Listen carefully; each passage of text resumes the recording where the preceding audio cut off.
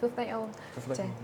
បងគឺជាក្រុមការងាររបស់ UICC ដែលជាស្ថាប័នសិទ្ធិក្រមសាកលវិទ្យាល័យភូមិន្ទភ្នំពេញផ្ទាល់តើអូនអាចជួយណែនាំខ្លួនបានដែរទេអូនបាទបងខ្ញុំឈ្មោះអឺសុភិរិយខ្ញុំមកពីDepartment វិស្វកម្មជីវសាស្ត្រហើយនិងនៅក្រុមជំនាញបច្ចេកវិទ្យាចំណីអាហារនិងវិស្វកម្មហើយតើពេលបានជាអូនចូលរើសរៀនជំនាញនេះដែរអូន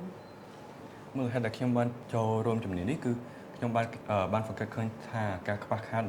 ទៅលើការច្នៃចំណីអាហារហើយនិងធនធានមនុស្សដែលគាត់បានចេះទៅលើការច្នៃអាហារហ្នឹងហើយខ្ញុំបានចង់ចូលអភិវឌ្ឍនៅ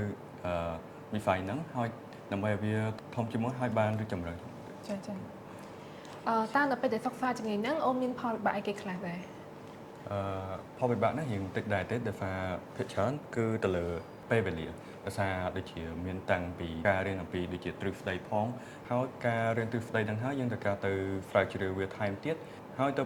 អនុវត្តវាដូចជានៅក្នុង analytical chemistry យើងត្រូវការរៀនទ្រឹស្ដីផងមួយទៅចូលបន្ទប់ពិសោធន៍ផងហើយនឹងការធ្វើអនុវត្តពិសោធន៍ហ្នឹងទៀតហើយ